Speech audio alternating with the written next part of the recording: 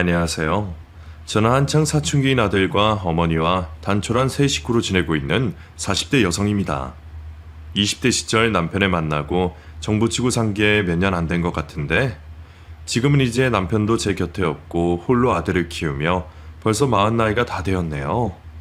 예전에 뭘 몰랐을 때는 40 나이면 꺾여가는 나이라 생각을 했었는데 막상 제가 그 나이가 되어보니 너무 한창 나이라는 생각이 듭니다. 대단한 일을 하는 건 아니지만 저도 지금은 제 사업을 꾸리고 있어서 그런지 저는 아직 하고 싶은 것도 많고 해야 할 일도 많은 청춘이라 생각을 하게 되네요. 제가 지금은 이렇게 오히려 20대 시절보다 훨씬 더 의욕 넘치게 살고 있지만 제게 든든한 조력자이자 동업자가 되신 어머니가 안 계셨더라면 이런 삶을 살 수 없었을 거예요. 저도 얼마 전까지는 월급 받아먹는 평범한 소시민에 불과했습니다. 요즘 말하는 흙수저로 태어나 돈 때문에 별별 일을 다 겪었고 남편과 살면서도 참 고생이 많았거든요. 그렇게 고된 일 하면서 하루 벌어 하루 사는 게 전부였던 제가 가게를 운영하며 더 이상 돈 걱정 없는 형편이 되었으니 어쩌면 기적이 찾아와 준 게 아닌가 싶기도 합니다. 그럼 지금부터 제게 찾아와 준 그 기적에 대해 이야기를 해보도록 할게요. 제 사정 이야기를 하려면 저의 어릴 적 이야기부터 해야 할 것 같네요. 어릴 적 기억이라면 다들 뭐가 떠오르시나요? 보통 어린 시절에는 부모라는 존재가 아이에게 전부일 겁니다. 그 중에서도 유독 엄마를 따르는 게 아이들의 본성이겠죠. 하지만 저는 사실 엄마에 대한 애정이 별로 없는 사람이었어요. 너무 일찍 버림받아 엄마와 떨어져 지내다 보니 저로서도 그런 여자는 평생 잊고 살 정도였으니까요. 제 입으로 얘기하기 부끄럽지만 저희 집은 참 가난했었습니다. 달동네에 위치해 슬레이트 지붕을 덮은 초라한 집에 살며 늘 끼니 걱정, 돈 걱정을 해야 했으니까요. 엄마가 매번 짜증스러운 얼굴로 돈 10원까지 계산해 장을 보실 때면 저는 과자 한 봉지 사달라 떼를 쓰지도 못했습니다. 부모님은 돈 때문에 참 많이 싸우셨고 엄마는 돈 때문에 이웃들과 싸우기도 하셨어요. 돈 얘기를 꺼내는 순간 분란이 생긴다는 걸 어려서부터 깨우쳤기 때문에 돈이라는 게 더 무서웠는지도 모르겠어요. 저희 아버지는 집에 있는 시간이 거의 없으실 정도로 참 열심히 사셨지만 한 번도 큰 돈을 만져본 적은 없으셨어요. 늘 새벽 일찍 일어나가 저녁 늦게나 돌아오시던 아버지는 하루 벌어 하루 사시는 일용직 노동자이셨습니다. 어릴 적 찢어지게 가난한 집에서 태어나 고등학교도 나오지 못하신 형편 때문에 나이 들어서도 평생 그 고생을 하셔야 했죠. 돈 없어서 못 배우고 못 배워서 돈 못 버는 악순환의 고리 속에서도 아버지는 참 열심히 살아오셨습니다. 그 덕분에 그나마 저희 식구들이 배 골치 않고 살아갈 수 있었으니까요. 하지만 그렇게 열심히 일을 하고 싶어 하시는 아버지의 마음과 달리 고정 직업이 없는 일용직 노동자들은 참 변수 많은 삶을 살아야 했습니다.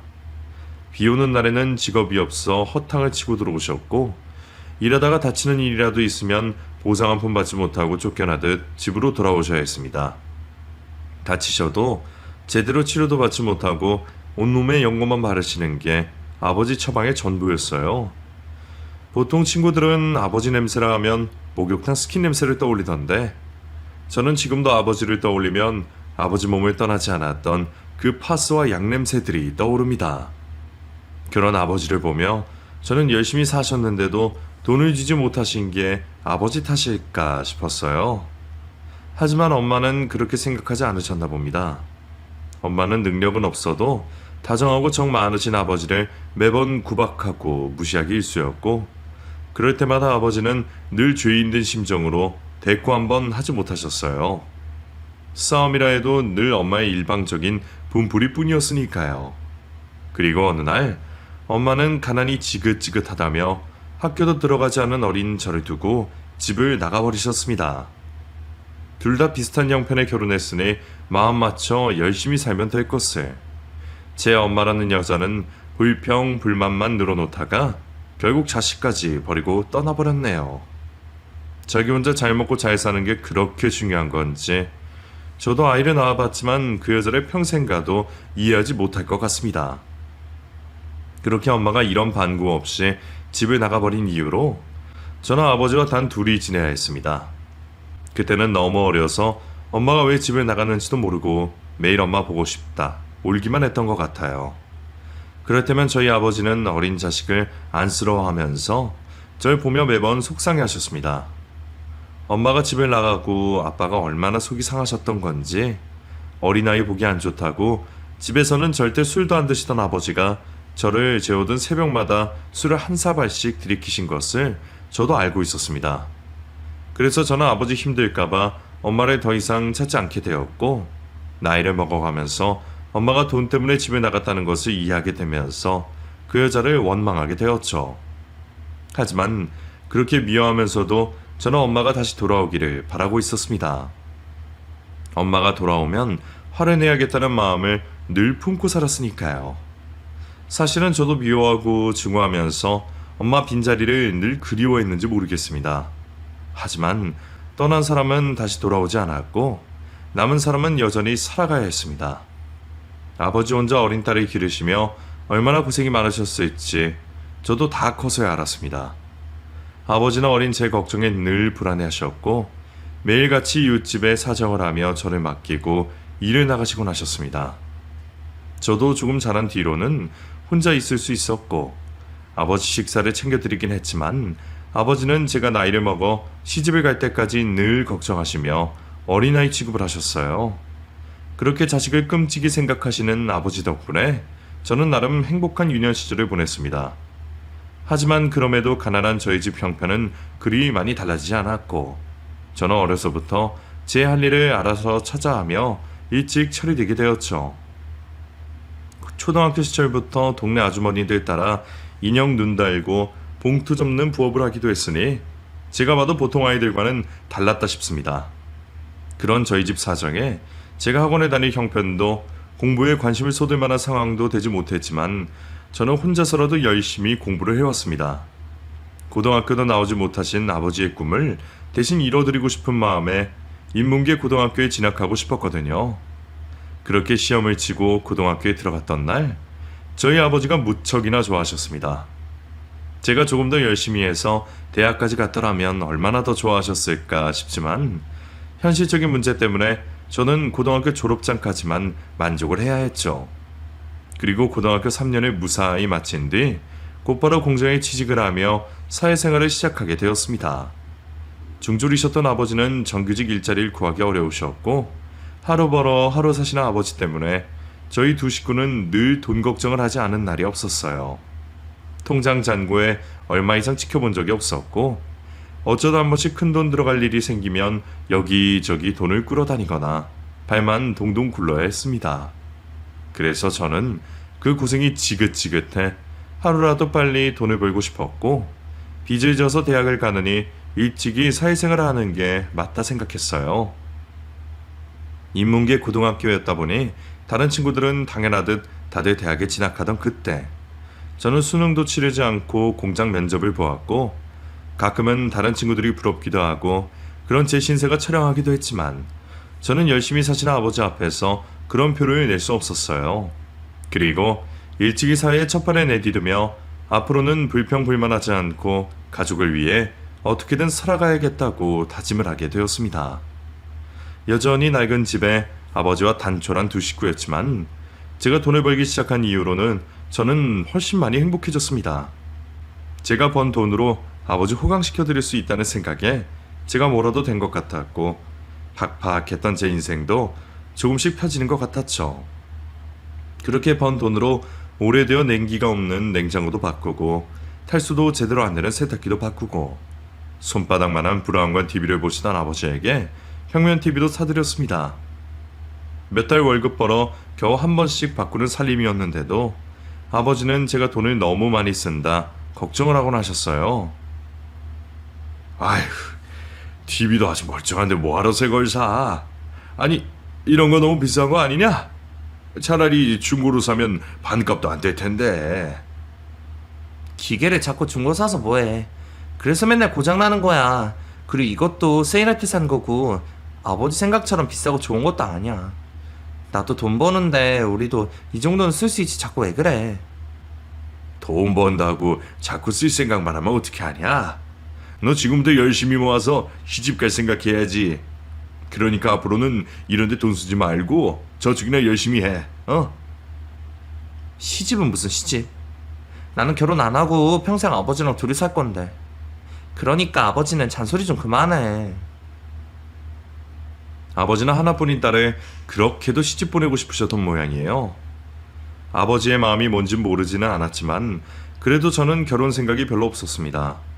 가난한 동네라 그런지 결혼해서 살면서 행복해 보이는 사람을 잘 보지도 못했고 정작 저조차도 엄마가 일찍 도망가 버려 불우한 환경이었던 탓에 결혼하는 게 무슨 의미인가 회의적인 생각을 키워가곤 했었습니다. 게다가 어차피 비슷한 형편끼리 만날 거면 굳이 자식까지 낳아서 고생을 시켜야 하나 싶은 생각을 하기도 했죠. 그래서 저는 결혼은커녕 연애도 사치라 생각하며 살았습니다. 그런 제게 아버지가 언젠가부터 자꾸 어떤 남자 이야기를 꺼내기 시작하셨어요. 우리 현장에 네 또래 청년이 하나 있는데 사람이 정말 괜찮다. 보통 젊은 놈들은 100이면 99 정도로 싸가지가 없기 마련인데 그 청년은 아주 괜찮아. 우리 더울까봐 지 돈으로 아이스크림까지 사다 주고 꾸준히 도맡아하고 주변 사람들을 아주 살뜰히 챙겨요. 내가 수많은 현장을 돌아다녀봤지만 그 청년만큼 바른 놈은 못 본 것 같다. 일도 잘하고 착한데 심지어 얼굴도 잘생겼어. 너 좋아하는 그 텔레비 나오는 그 사람 닮았더라. 네 집 자식인지 사이사오면 아주 딱 좋겠는데 말이야. 딸내미 일찍 결혼시키고 싶다 하면서도 사는 놈들은 죄다 마음에 안 든다며 한 번도 그러신 적이 없으셨던 분이 누군가의 칭찬을 너무 하시니 저도 내심 궁금해지긴 했네요.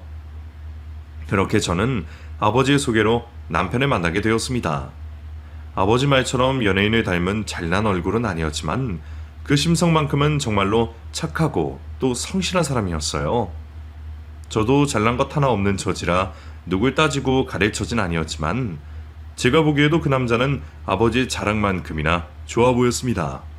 그래서 연애나 결혼 생각 없던 저도 그 사람에게는 마음을 열었던 것 같아요. 그렇게 아버지의 주도로 이루어진 소개팅 자리는 성공적이었고 그 후 저희 두 사람은 연인이 되어 서로를 아끼고 챙기며 지냈습니다. 둘 다 연애 경험이 많지 않은 덕에 뭘 해도 처음인 것이 많았고 남들이 보기에는 어린애들 소꿉장난 정도로 소박한 관계였을지 모르지만 저희 두 사람은 참 행복했었어요. 연애 같은 거 시간만 들이고 돈만 쓰지 뭐하러 하나 싶었던 제가 연애의 참맛과 사랑의 행복을 알아버렸습니다.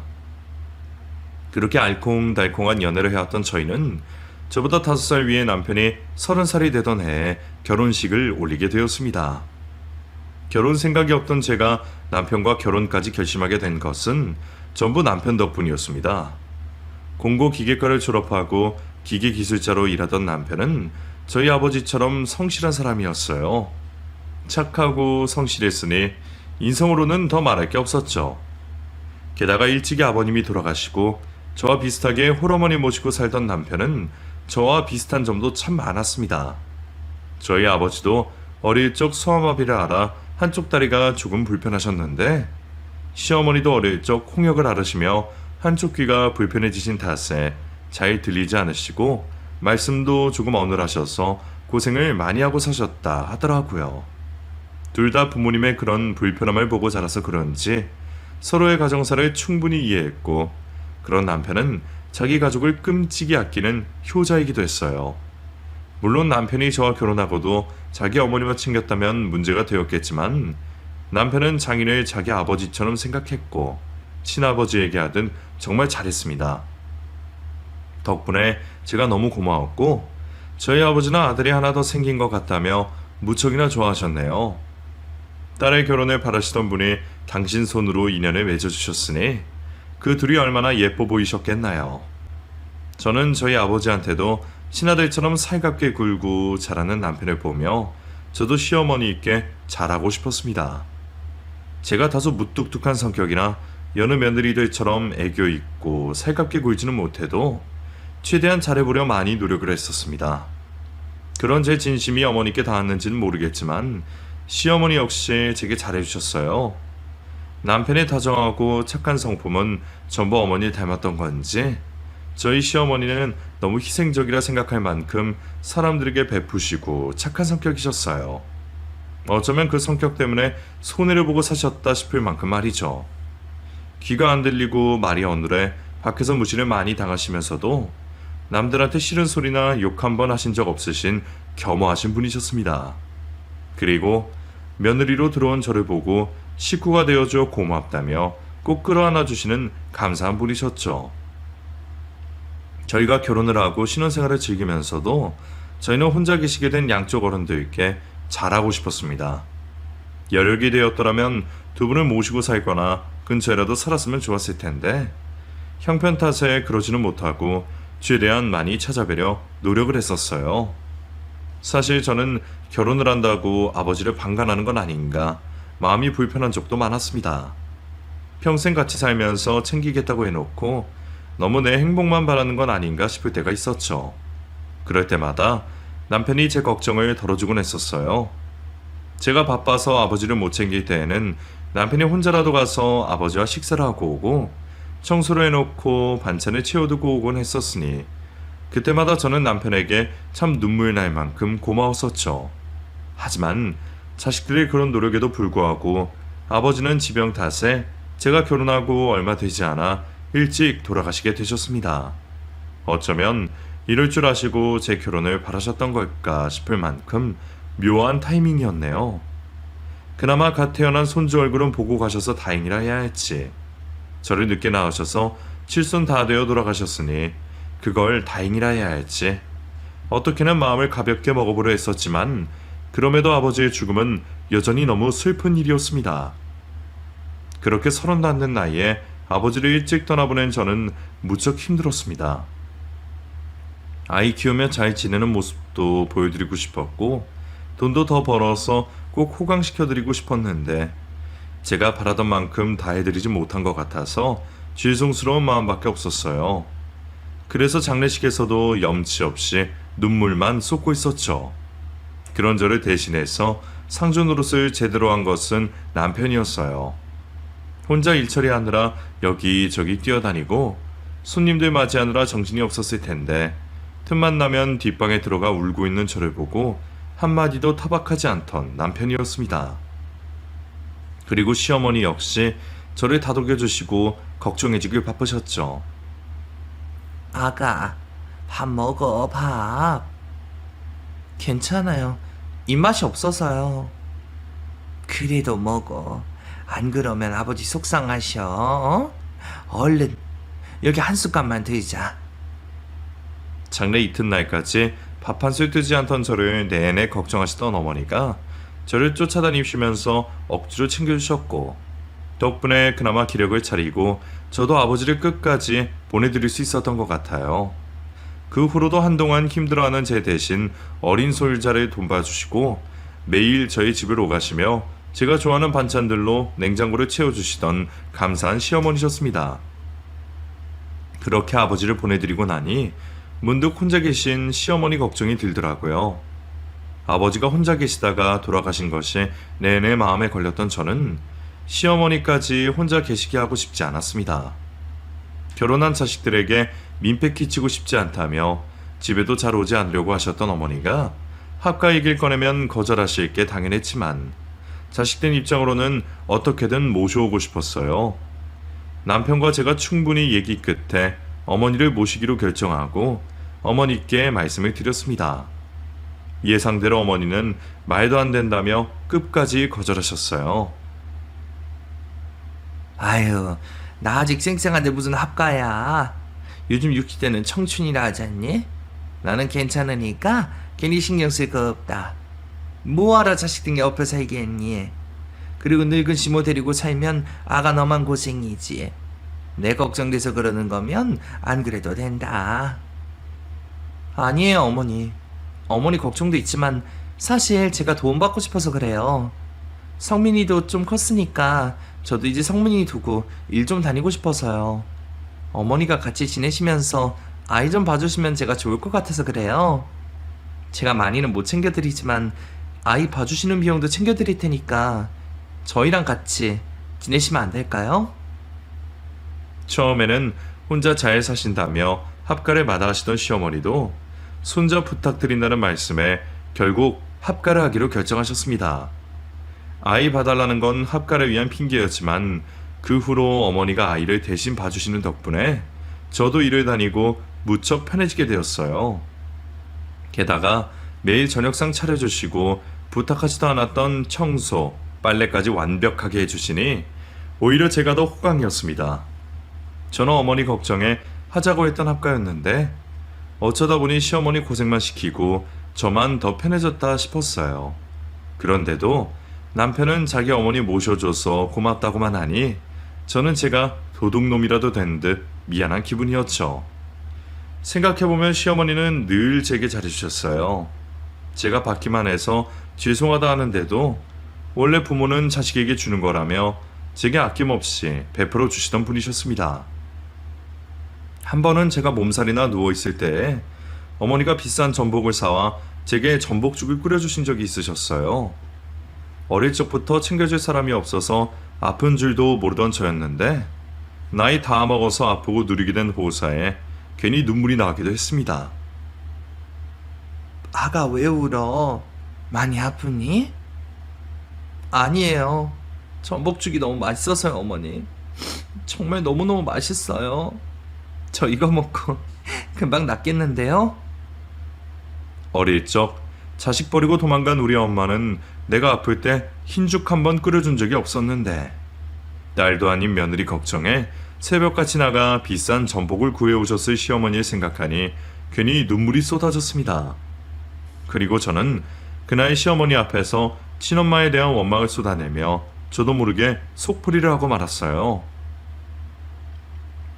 우리 엄마는 나 버리고 도망가서 잘 사나 봐요. 딸년이 아픈지 잘 사는지 궁금하지도 않은지. 옛날에 TV에서 전복죽을 보고 아플 때 그게 먹고 싶다고 그렇게 말했었는데 우리 엄마는 흰죽도 안 끓여줬어요. 근데 어머니가 전복죽 해주시니까 자꾸 그 생각이 나서. 아이고, 우리 며느리 엄청 속상해 있겠네. 이제는 걱정하지 말어. 너 아프다 그러면 내가 안 챙겨주겠니? 너도 내 아들만큼이나 아끼는 내 며느리고 내 딸이다. 딸 같은 며느리는 없다 그러지만 아들만큼 귀하게 여기면 그게 딸 같은 거 아니겠니? 나도 딸 없어 봐서 잘 몰라도 나는 너를 내 딸처럼 생각하고 살련다. 그러니까 앞으로 아프고 힘든 일이 있으면 무조건 나한테 말하고 속 풀어. 옛날 상처는 이제 다 잊어버리고 우리 이제 행복하게 살자꾸나. 어머니의 그 다정함이 제 30년 묵은 상처를 전부 씻어주시는 기분이 들었었죠. 그렇게 네 식구가 한 집에서 지내며 저희 가족은 항상 사이가 좋았고 웃음이 넘쳤습니다. 넉넉하진 않아도 행복한 가정이었고 자식 키우며 열심히 살면서 언젠가 우리 부부 노후 준비를 모두 끝내놓고 편안해질 그날을 기대하며 하루하루 살아갔습니다. 그때까지 저는 아무 걱정 없이 사랑하는 남편과 백발 노인이 되어 늙어갈 날을 기대하고 있었죠. 하지만 전혀 예상하지 못했던 사고가 터졌고 어느 날 갑작스러운 그 사고로 저희 꿈은 모두 헛된 일이 되고 말았습니다. 평범했던 어느 날 한창 회사에서 일을 하고 있던 저는 남편이 현장에서 크게 다쳐 병원으로 실려갔다는 소식에 다급히 병원으로 향했습니다. 어머니께 전화를 드리고도 제 머릿속에는 온통 남편 생각밖에 없었어요. 현장에서 일하면서 여러 사건 사고들이 있었지만 이렇게 큰일을 당하게 될 줄은 정말 몰랐습니다. 예고도 없이 찾아온 갑작스러운 사고 소식에 가족들은 모두 수술실 앞에서 기도밖에 할 수 없었죠. 전신이 깔릴 정도로 크게 다친 남편은 몇 번의 수술 끝에 목숨만은 건졌지만 그 후로 제대로 된 일상을 누릴 수 없게 되었습니다. 큰 충격에 빠진 저는 만신창이가 된 남편을 보고도 믿을 수가 없었어요. 분명 아침에 웃으며 배웅해 주었던 남편이었는데 그런 남편이 눈도 못 뜬 채로 병원 침대에 누워있다는 것이 도무지 믿기지 않았죠. 하지만 저는 이내 현실을 받아들여야 했고 몇 달간 병원 신세를 치던 남편을 집으로 데려와 손수 간병을 해야 했습니다. 어머니와 제가 둘이서 참 고생이 많았어요. 저희는 혼자는 아무것도 못하는 남편의 손발이 되어야 했고, 잠도 못 자고 밤마다 고통으로 괴로워하는 남편을 챙겨야 했습니다. 하지만 제 고생은 아무것도 아니었어요. 사고 후유증으로 혼자서는 화장실도 가지 못하고 밥도 제대로 먹지 못하는 처지가 된 남편이 너무 불쌍하고 안타까웠습니다. 저야 조금 수고스럽더라도 내 몸 멀쩡하고 자유롭지만 불편한 몸 안에 갇혀 아무것도 하지 못하게 된 남편을 보면 세상이 뭐 이런가 싶고 하늘이 원망스러울 지경이었습니다. 우리 남편 여태껏 착하고 열심히 살았으니 그걸 봐서라도 좀 더 오래 건강하게 살아 누릴 거 누리면 좋았을 텐데 어떻게 이렇게 되나 싶어 옆에서 지켜보던 제가 마음의 병을 얻을 정도였죠. 어쩌면 저희한테는 행복이라는 게 욕심인 건가 싶은 생각까지 들었어요. 날 때부터 가진 것 없이 태어나 그래도 선하고 바르게 살려고 참 애를 썼는데 남의 등 쳐먹고 사는 도둑놈들이 저희 같은 사람들보다 더 떵떵거리며 사는 것을 볼 때면 세상이 참 불공평하다 싶었던 거죠. 그래도 사지 멀쩡하면 불평 불만이라도 참겠는데 다치기까지 한 남편을 본 저는 속으로 병을 앓게 되었습니다. 하지만 당연히 남편이 더 힘들 거란 생각에 가족들에게는 내색 한 번 없이 묵묵히 참아낼 뿐이었어요. 그럼에도 저는 남편이 오래도록 살아주길 바랬습니다. 내가 고생 좀 더 하더라도 제발 목숨만 부지해주기를 바랬죠. 하지만 하늘은 그마저도 들어주지 않으시더라고요. 남편은 사고 난 지 불과 3년 만에 결국 저희의 곁을 떠나고 말았습니다. 하나뿐인 아들의 초등학교 졸업식도 보지 못하고 찬바람 불던 어느 날 떠난 남편은 마지막까지 저를 보고 웃어줄 뿐이었습니다. 아버지에 이어서 남편까지 제 곁을 떠나며 저는 완전히 무너졌습니다.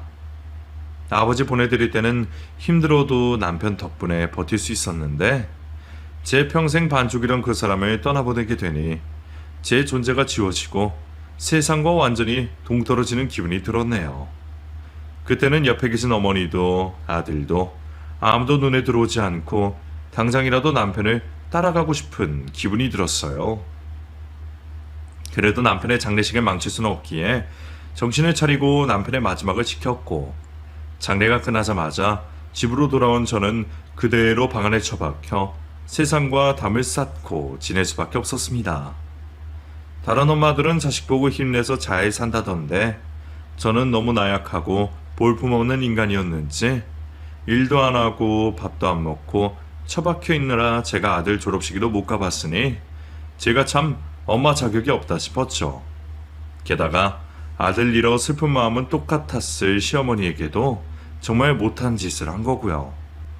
그 생각에 거의 2달을 폐인처럼 살던 제가 겨우 마음을 추스리고 나왔습니다. 그리고 저는 그제서야 죽은 남편이 뒷정리를 하며 받아오지 못했던 남편의 사망 보상금까지 수령받아 왔어요.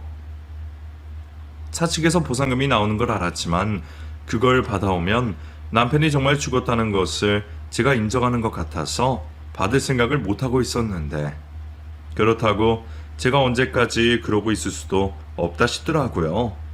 하지만 저는 그렇게 받게 된 남편의 목숨값을 차마 쓸 수는 없었습니다. 제 몫이 아닌 그 돈을 차라리 어머니를 드리자 싶었죠. 어머니, 제가 한동안 신경 못 써서 죄송해요. 어머니가 저보다 더 힘드실 텐데 제가 면목이 없네요. 이건 남편 보상금인데 어머니가 알아서 하시는 게 좋을 것 같아서요. 나 돈 필요 없다. 너 알아서 하지 왜 날 주니? 남편 앞으로 나온 건데 제가 이거 어떻게 쓰겠어요? 저 이 돈 있어도 평생 못 쓸 거예요. 바보 같은 소리 마라. 너 다시 살아보겠다고 마음먹었으면 과거는 잊고 앞으로 나가야지. 돈도 못 쓰고 평생 죽은 남편 그리워하다가 살래? 산 사람은 살아야 하는 거다. 너 아직 40도 안 됐잖니? 쓸데없는 생각 말고 다 잊고 재혼해서 네 행복 찾아야지. 성민이도 아빠가 필요할 건데. 어머니, 괜히 섭섭한 생각하지 마세요. 저 그 일 절대 못 잊어요. 수십 년 뒤에라도 제 연인이 뭐니 그럴 생각 없고 그냥 지금처럼 어머니랑 성민이랑 셋이 살래요. 어머니는 아직 젊은 나이인 제가 마음에 걸리시는지 벌써부터 재혼 이야기까지 꺼내시며 제가 하루빨리 남편의 빈자리를 채우시기를 바라셨습니다. 워낙 남 생각 먼저 하는 분이신 건 알았지만 그때만큼은 저도 어머니 말씀을 따를 수가 없었죠. 그렇게 저는 어머니께 억지로 통장을 쥐어드리고 나왔습니다. 그리고 다시 회사에 출근하며 정신없는 매일을 살았어요. 바쁘고 몸이 피곤하다 보면 남편 생각이라도 좀 있겠지 싶어서 일부러 야근을 자처하며 일에 치여 살았습니다. 그리고 제가 열심히 벌어야 남편 없이 혼자서 아들 키우고 살겠지 싶었죠. 그렇게 매일 바쁘게 살던 저는 어느 날 퇴근하고 돌아와 식탁 위에서 시어머니가 남기신 쪽지 한 장을 발견하게 되었습니다. 아가, 아무래도 내가 네 옆에 있으면 도움이 될 것 같지 않구나. 이제 성민이도 집 앞 스스로 차려 먹을 정도로 다 컸으니 내가 더 필요하지도 않겠지. 그리고 내가 없어야 네가 새 살림이라도 차리고 새 출발할 수 있지 않겠니? 아들도 죽은 마당에 며느리한테 딸 노릇 바랄 수도 없는 일이고 나는 너한테 짐받게 되지 않을 거다. 그러니까 내가 떠나더라도 나 찾지 말고 성민이랑 잘 살아. 우리 아들보다 더 잘나고 좋은 사람 만나서 행복하게 지내렴. 시어머니가 남기신 쪽지를 보고 저는 충격을 받을 수밖에 없었습니다. 한동안 일하느라 바쁘게 지내 신경을 쓰지 못했더니 설마 시어머니가 그런 생각을 하고 계신 줄은 몰랐죠. 놀란 제가 시어머니 쓰시던 방문을 벌컥 열어보니 그곳에는 이미 짐이 싹 빠진 채 정리가 되어 있었고 제가 시어머니께 드렸던 보상금이 들어있는 통장만 남겨져 있었습니다. 제게 인사도 하지 않으시고 떠난 시어머니의 마음이 무엇인지 너무 알기에 더 속상하고 죄송했어요. 놀란 제가 서둘러 밖으로 나가 시어머니를 찾아 돌아다녔지만 그 어디에서도 어머니의 흔적을 찾지 못했습니다. 친척도 없으신 분이 대체 어딜 가신 건지 저는 어머니가 너무 걱정될 수밖에 없었습니다.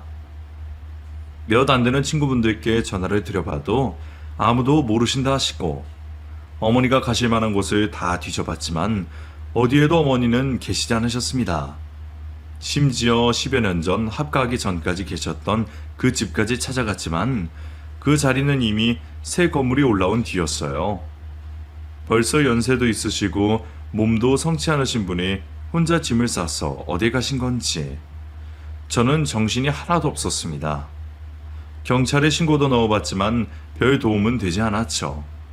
제가 남편도 죽고 직계 가족이 아닌 탓에 어머니의 행적을 적극적으로 쫓을 수도 없었고 카드 같은 것도 쓰지 않으시는 분이기에 생존 반응조차 찾을 수 없었습니다. 그렇게 제가 어머니 소식을 모른 채 기다린 지 언 3년이 지났습니다. 어머니가 떠나실 때 중학생이었던 아들은 어느새 고등학교 입학을 앞두고 있었고 그 사이 저도 혼자 지내는 것에 많이 적응을 해 있었어요. 한때는 남편 없이 하루도 못 살 것 같다 싶었는데 살다 보니 억지로라도 사라지는 게 사람의 생인가 싶더라고요. 그럼에도 저는 늘 마음이 불편할 수밖에 없었습니다. 먼저 떠난 남편 대신에 어머니는 내가 잘 모시겠다 생각했는데 저는 그동안 그 어머니가 대체 어디 계신 줄도 모르고 3년이란 세월을 잠을 자고 밥을 먹었네요. 어머니를 지켜드리고 모시지 못했다는 죄책감은 제 생각보다 훨씬 큰 일이었습니다. 그리고 도리를 떠나서도 저는 친정엄마 같던 시어머니가 너무 보고 싶었죠. 제 마음이라도 전하면 어머니가 돌아오실까 싶어 연락이라도 하고 싶은데 시어머니와 닿을 방법이 전혀 없었습니다. 그렇게 어머니가 돌아오시길 바라며 이사도 같이 못하고 내내 기다리던 어느 날 아직 봄이 찾아오지 않아 매섭게 부르는 찬바람을 뚫고 어머니가 나타나셨습니다. 우리 집 초인종을 누른 어머니를 보고 얼마나 놀랐는지 처음에는 제가 헛것을 본 줄만 알았어요. 아가, 나다. 미안하지만 문 좀 열어줄래? 어머니? 정말 어머니 맞으세요? 인터폰을 받고 놀라서 서둘러 버선발을 뛰쳐나간 저는 현관 앞에 서 계신 초라한 시어머니의 모습을 보게 되었습니다. 추운 날씨 탓에 겨울옷을 켜켜이 껴입고 계시는데도 그 속에 마른 몸이 여실히 느껴질 정도였어요. 유난히 얄려 보이는 어머니 모습에 대체 그동안 어디 계시다가 이렇게 마를 정도로 고생을 하신 건지 저는 너무 반가우면서 놀랍기도 하고 그동안 어머니의 행적에 대해 묻고 싶은 게 참 많았습니다. 하지만 어머니는 뭐가 급하신지 제가 그간의 안부를 묻기도 전에 다짜고짜 반찬통을 내미셨습니다. 아가, 불쑥 찾아와서 미안하다. 내가 너한테 꼭 주고 싶은 게 있어서 이렇게 찾아왔어. 어머니, 대체 그동안 어디 계셨던 거예요? 연락도 한 통 없으시고. 제가 얼마나 걱정했는지 아세요? 몸은 또 왜 이렇게 마르셨어요? 그건 이따가 주시고 일단 몸 녹이시면서 저랑 얘기 좀 해요. 아, 일단 이거 먼저 좀 봐라. 어? 듣고 싶은 게 너무나 많았던 제게 어머니는 들고 계시던 반찬통을 보여주셨어요. 그리고 반찬통을 열어 수십 가지 반찬들을 제 앞에 내놓으셨습니다. 3년 만에 찾아오셔서 대뜸 제 앞에 반찬을 내놓으시는 어머니 행동이 의아했지만 저는 어머니의 말씀을 들어보기로 했죠. 아가, 일단 이거 먼저 먹어봐라.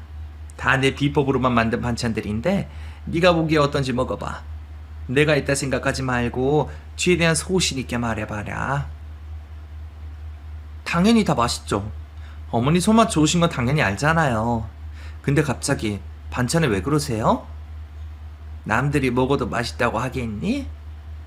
당연하죠. 저도 요즘에는 바빠서 다른 집 반찬 사다 먹지만 어머니 반찬만 한 곳이 없어요. 비싼 한정식 가도 차는 별로인데 어머니 파는 거랑 비교해도 훨씬 나으시죠? 그래? 아유, 나 혼자 헛수고 하는 건 아닌가 싶어서 걱정했는데 네가 그렇다니까 다행이다. 그럼 이제 설명 좀 해주세요. 그동안 어디 계셨고 갑자기 반찬은 뭐예요? 아이고, 그래. 내가 연락도 없다가 불쑥 찾아와서 참 미안하다. 설명을 먼저 해야 하는데 마음이 급해서 말이야. 그래도 걱정하지 말어. 나 그동안 아주 잘 먹고 잘 지냈다. 제 발목을 잡을까 걱정하시며 집을 떠나셨던 어머니는 지난 3년간 입주 가정부로 지내시며 남의 살림을 해주셨습니다.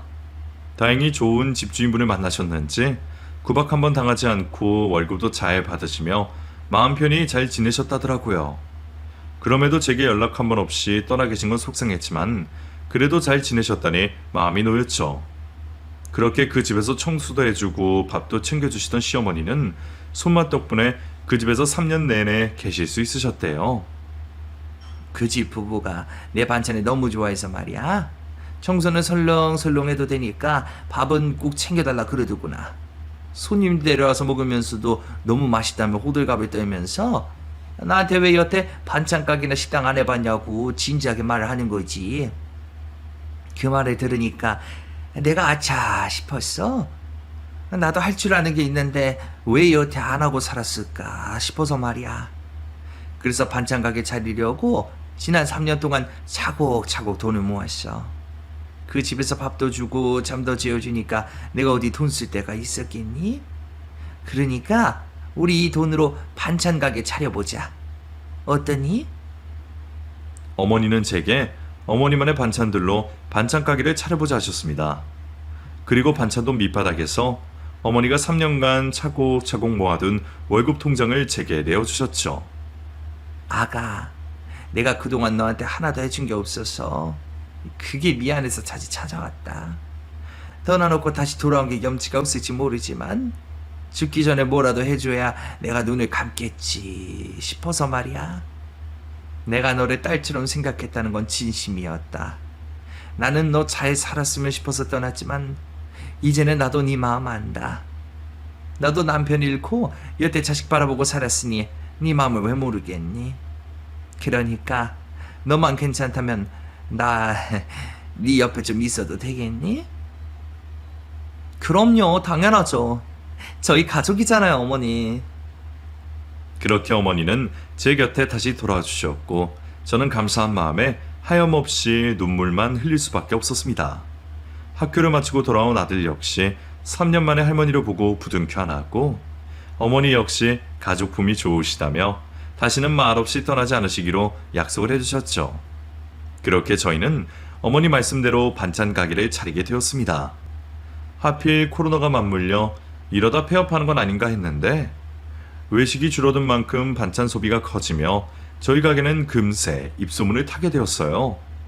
어머니와 제가 다정히 장사를 하는 모습을 보며 손님들은 모녀 가게라고 하십니다.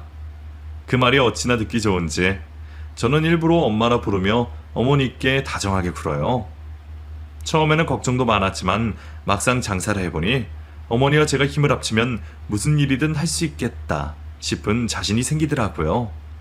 그렇게 잘 되어가던 반찬 가게 덕분에 저는 얼마 전 가맹점을 내고 지금까지 점포 3개를 운영하고 있습니다. 덕분에 무척이나 바쁜 요즘이지만 어머니와 저는 그 바쁨이 마냥 싫지 않네요. 참 복도 지질이 없다 싶었던 제 인생에 이제는 해뜰 날이 찾아오나 봅니다. 그런 저는 앞으로도 가족들과 함께 열심히 행복하게 살아갈 테니 들어주신 여러분들도 모두 행복하시고 좋은 일이 가득하시기를 바랍니다. 감사합니다.